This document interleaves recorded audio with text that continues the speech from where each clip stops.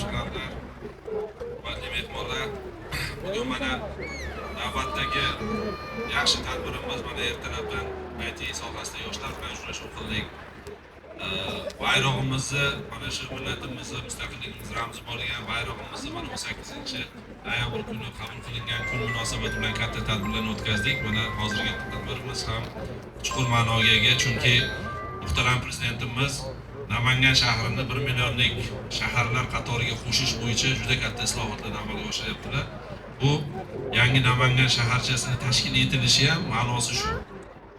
Ya'ni mana shu O'zbekistonimizda Toshkent, Namangan va Samarqand shaharlarini 1 million shahardan yuqoriga o'tkazish va turmush sharoitini, aholini mana shaharlardagi urbanizatsiyasini kuchaytirish bo'yicha islohotlarning bir namunasi desak to'g'ri bo'ladi. Yangi Namangan shaharchamiz hurmatli prezidentimizning qarorlariga asosan 1200 gektar maydonda joylashgan va birinchi bosqichi mana yuksalish mavzesida qurib bitkazildi. Ikkinchi bosqichida ko'rib turibsizlar, yangi yo'l ochilib, kommunikatsiya qilinib, mana yangi qurilishlar, loyihalar amalga oshirilyapti. Bu yerda hozirgi kunda 3-institutni 2-dekabr kuni ochamiz, Toshkent kimyo xalqaro instituti.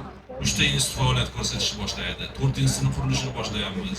Xalqaro kongress hol qurib mana 17-18 sentyabr kunlari muhtaram prezidentimiz ishtiroklarida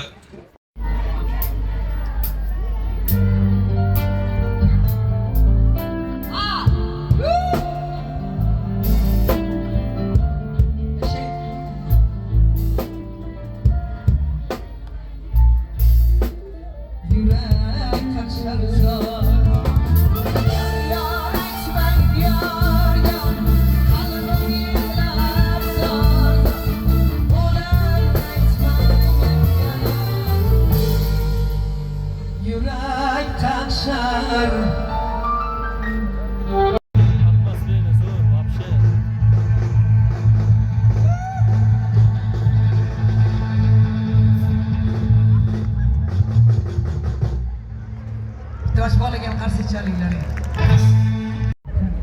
Endi nimani?